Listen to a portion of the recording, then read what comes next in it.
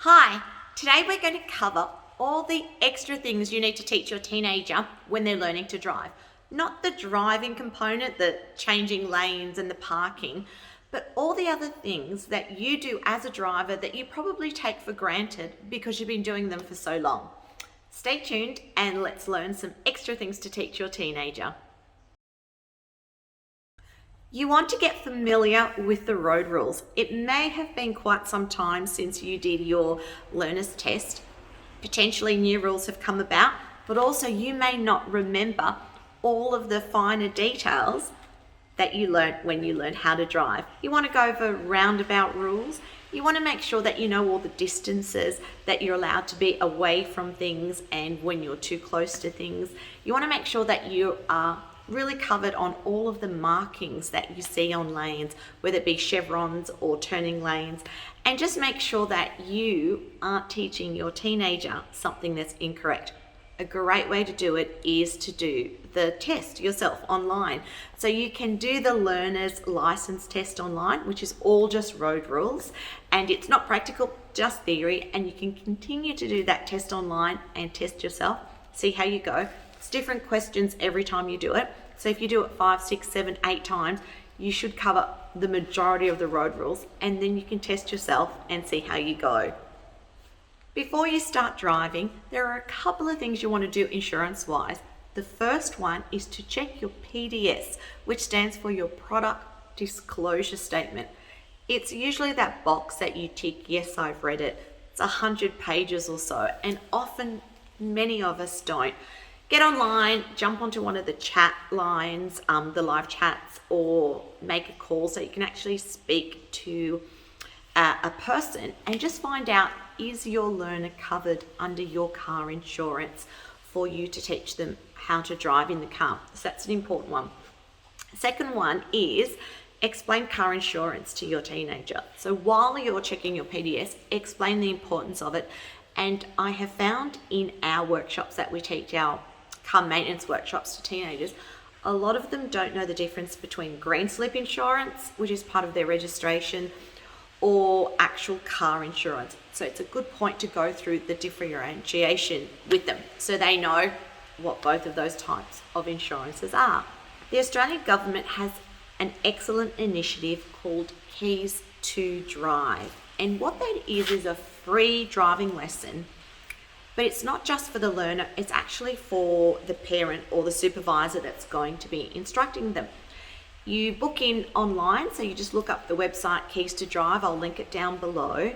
It's free. It doesn't cost you anything. It's Australia-wide. And it'll then tell you the driving schools that are near your area that partake in the program.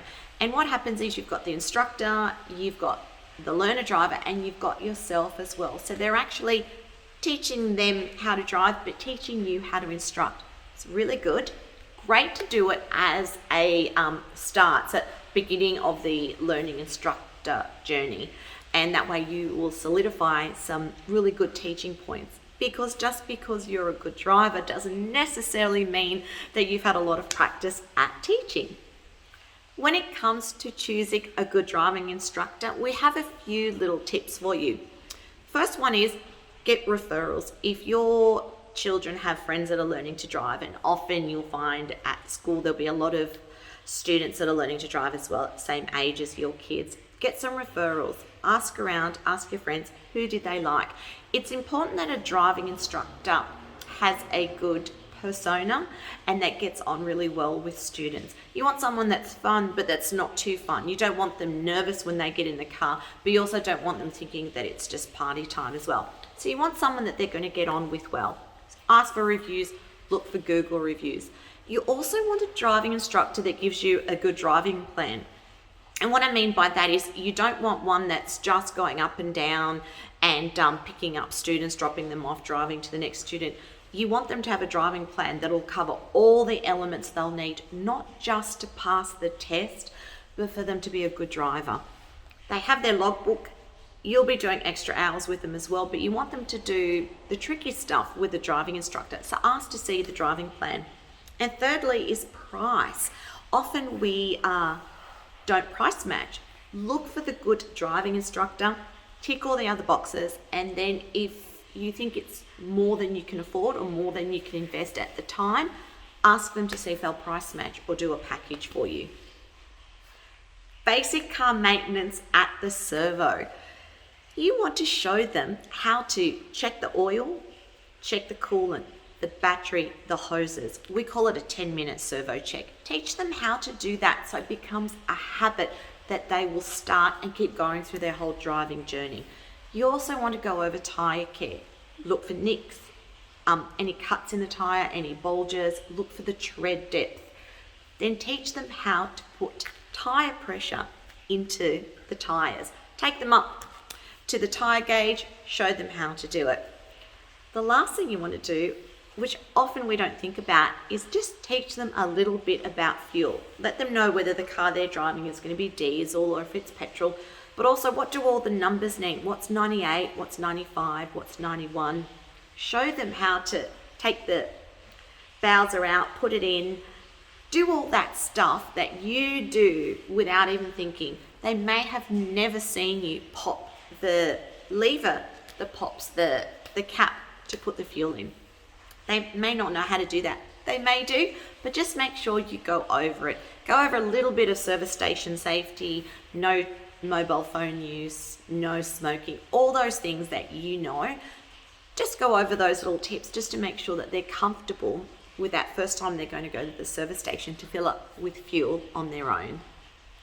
Before you let them go on their own, once they've got their Ps, you want to make sure that they've got the right stuff in the glove box.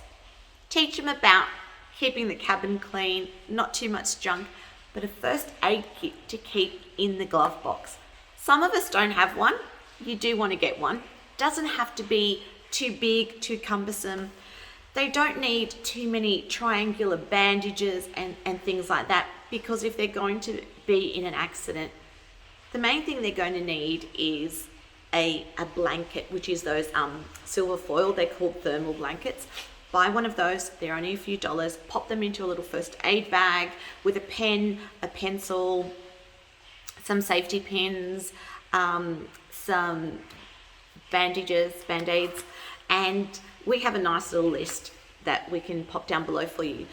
We have what we call our Road Ready kit that we have on our website, and we also put a $25 fuel voucher in there. Why? Fuel vouchers are great. You probably don't remember when you're a teenager, you often don't have a lot of spare cash and you don't want them running empty, low on fuel, and they haven't got any cash to get some fuel into the car. So a good little first aid kit, basic one. Make sure you get a thermal blanket. Usually the ones you buy at the supermarket don't have a thermal blanket in it, but they're very inexpensive.